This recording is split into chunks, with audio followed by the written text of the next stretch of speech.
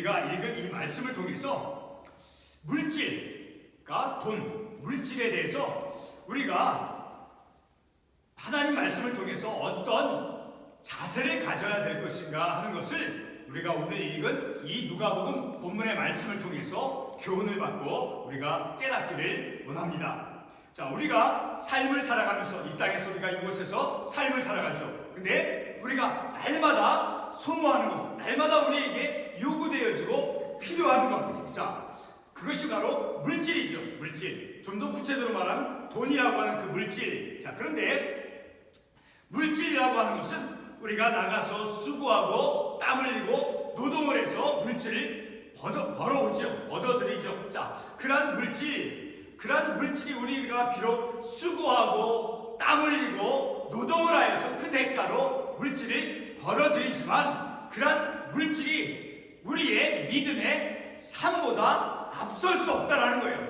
우리들이 하나님의 말씀대로 삶을 살아가는 그러한 믿음의 영적인 삶보다 물질이, 돈이 더 중요할 수 없다는 거예요. 그렇다고 해서 물질을 우리가 무시하고 물질은 우리들의 삶 속에서 그렇게 중요한 것이 아니라 그런 것을 생각하는 것이 아니라 우리들의 믿음의 삶의 우선순위 속에서 우리에게 가장 중요한 것, 자, 물질도 굉장히 중요한 것인 거예요. 물질이 반드시 우리에게 있어야 되는 것이죠. 그런데 무엇보다 앞서서 우리가 중요하게 여겨야 될 것은 바로 믿음의 삶이다라는 거예요. 그런 믿음의 삶보다 물질을 우리가 앞에 놓고 삶을 살아가서는 안 된다라는 것을 우리가 하나님의 말씀을 통해서 교훈을 받고 깨달을 수 있어야 된다라는 거예요. 자, 우리가 살아가는 이 세상, 이 사회, 자, 모든 그런 경제적인 그런 부분 속에서 우리가 삶을 살아가고 우리가 활동하는 그런 모든 우리의 삶의 영역 속에서 돈은 가장 첫 번째 순위의 가치다라는 것을 우리가 우리의 현실적인 삶 속에서 우리가 생각하고 우리가 그런 것을 그렇게 여기죠. 자, 예를 들면은 우리가 아파트에서 삶을 살 때 그 아파트 임대료를 우리가 며칠만 늦게 내거나 혹 내는 것을 늦게 내거나 내지를 못한다라고 하면 어떤 결과가 나옵니까? 금방 차지가 있죠. 파인, 벌금을 물게 되죠. 자, 그리고 또 우리가 병원에 가서 밀린 그 치료를 받고 병원비, 자, 그런 병원비를 우리가 내지 못하면은 어떤 결과가 있습니까? 바로 컬렉터 에이전시를 통해서 법적으로 그 병원이 대응을 하죠. 자, 그리고 또 우리가 어떤 것을 페이를 하는 것을 자동으로 납부하도록 그렇게 계약을 맺어놓으면 회사 편에서 유리하게 우리에게 차지하는 것을 우리가 우리의 삶 속에서 경제적인 삶 속에서 경험하는 부분이죠. 자, 그리고 또 할부로 우리가 차를 구매했을 때, 자, 매월 납부하는 그 금액을 늦게 내거나 늦게 낸다라고 하면 어떤 결과가 나옵니까? 바로 어떤 그 더 엑스트라 차지가 우리들에게 부과가 되는 것을 우리가 우리의 삶에서 우리가 경험하는 부분이죠. 자, 우리가 살아가고 있는 이 사회, 이 세상에서 물질은 아주 강력한 무기와 같은 그런 힘이 대단한 것임을 우리가 우리의 경제적인 삶을 통해서 아는 것이죠. 자, 우리가 그런 것은 바로 우리가 경험하는 것이고 또 우리가 또 삶 속에서 체험하면서 느끼는 그런 현상이다라는 거예요. 자, 우리가 삶을 살아가는 이 사회, 물질 만능주의 속에서 우리가 삶을 살아가죠. 자, 그런 물질이 최우선시 되어지는 물질의 가치를 두고 삶을 살아가는 이 사회 속에서 적어도 우리 그리스도인은 하나님의 말씀대로 경제적인 삶을 살아가고자 하는 그런 우리 그리스도인들에게는 아주 중요한 태도를 갖게 해준다는 그 말씀을 통해서 오늘 우리가 읽게 된 본문의 말씀과 같이 우리들은 그리스도인들은 이 세상 속에서 삶을 살아가면서 물질에 대해서 경제적인 삶 속에서 물질에 대해서 어떻게 우리가 생각을 해야 되는가를 우리가 이 본문의 말씀을 통해서 교훈을 받을 수 있다는 거죠. 오늘 우리가 삶을 살아가는 이 세상에 아무리 물질 그리고 돈이 우선시 되고 그리고 이 물질을 벌어들이고 만들려고 하기 위해서 그렇게 수고하고 애쓰며 삶을 살아간다 해도 말씀대로 삶을 살아가려고 하는 그런 그리스도인들에게는 분명한 성경적인 태도를 우리가 가질 수 있어야 된다는 거예요. 오늘 우리가 읽은 이 두 본문의 말씀에서 두 종류의 사람을 우리가 말씀을 통해서 볼 수 있죠. 첫 번째 사람은 어떤 사람입니까? 오늘 읽었던 18절의 말씀을 보게 되면 첫 구절, 물어 이르되 관리.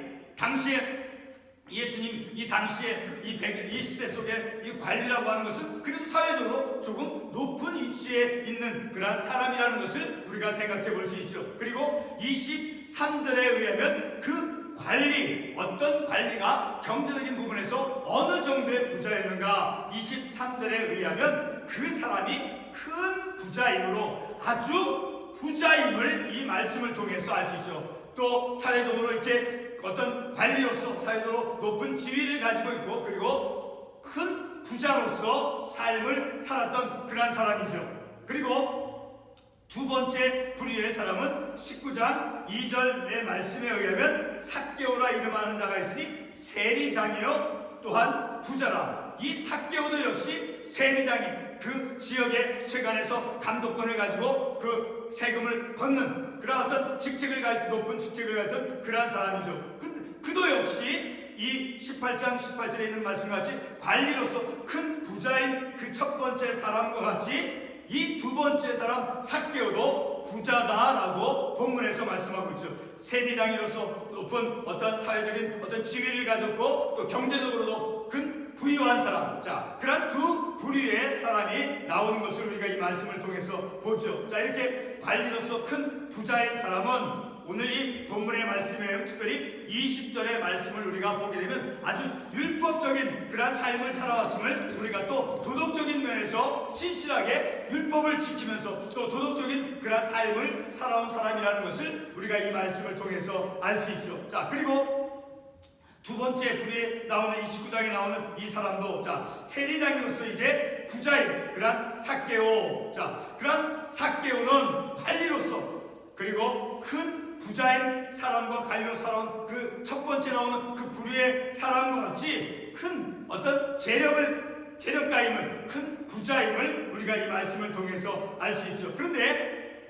두 번째 이 부류에 나오는 이 두 번째 본문에 나오는 그 삭개오 그 사람은 첫 번째 부류의 사람과 달리 어떻게 그 경제적인 삶을 살아왔는가 하는 것을 우리가 볼 수 있는 이해할 수 있는 구절이 있죠. 자, 그 말씀을 8절의 말씀에 의하면 삭개오가 이렇게 말합니다. 자, 내 소유의 절반을 가난한 자들에게 주겠사오며 만일 누구의 것을 속여 빼앗은 일이 있으면 내 갑절이나 갚겠나이다. 그러니까 이 말씀을 통해서 우리가 생각해 볼 때 비록 그가 세리장이었고 그런 감독하는 그런 높은 직책을 가지고 있었음에도 불구하고 어떤 경제적인 부분 속에서는 불의하게 이 돈을 모은 그런 사람이라는 것을 우리가 이 말씀을 통해서 알 수 있다는 거죠. 자, 예수님께서 이제 관리로서 큰 부자인 사람에게 어떤 것을 요청합니까? 가난한 자들을 위해서 재산을 다 팔아서 나누어주고 그리고 예수님을 따르라고 말씀하고 있죠. 그것을 바로 22절의 하반부에서 말씀하죠. 자,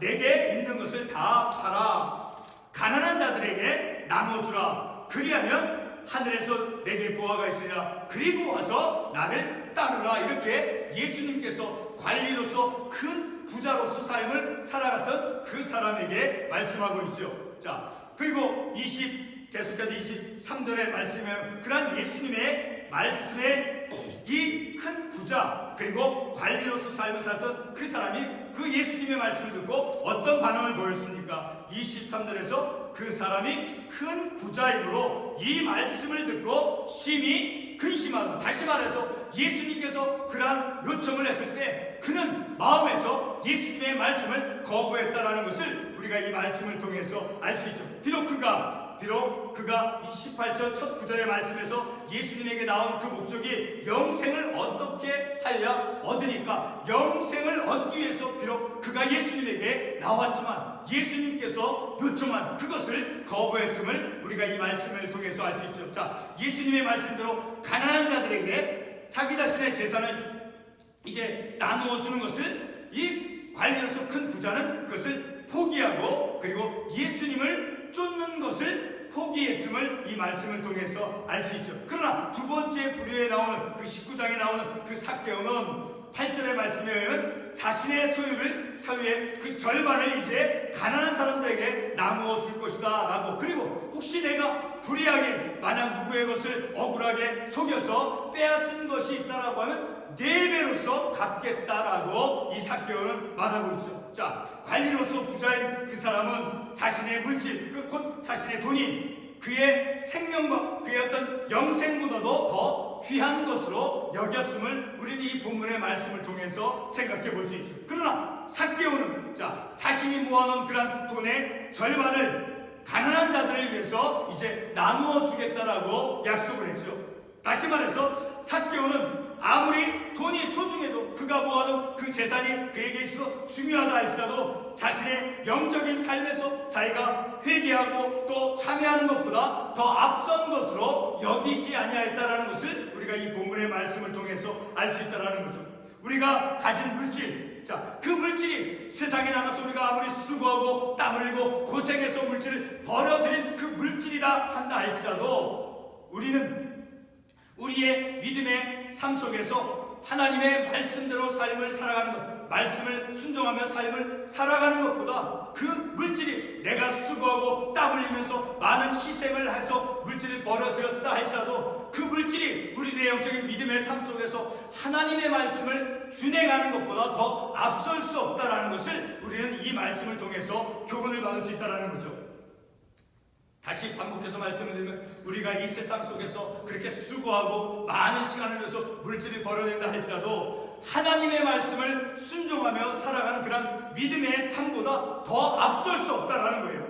믿음의 순종의 삶보다 더 가치가 있을 수 없다라는 거예요. 더 중요하고 값진 것은 바로 하나님의 말씀대로 하나님의 그 말씀대로 삶을 살아가는, 그리고 주님께서 우리들에게 어떤 삶을 살아갈 것을 요구하는가, 그것을 따르고 그것을 순종하는 그런 삶이, 세상에 나가서 우리가 물질을 벌어들여서 그 모아놓은 물질보다 더 귀한 것, 바로 말씀 안에서 하나님의 말씀을 준행하면서 삶을 살아가는 것이 중요하다는 것을 우리가 이 말씀을 통해서 깨닫죠. 자, 우리 결론적인 말씀으로 우리 같은 18장 22절의 말씀을 다시 한번 보겠습니다. 18장 22절 하반부에 보면 가난한 자들에게 나눠주라. 그리하면 어떤 결과가 있다라고 본문에서 말씀합니까?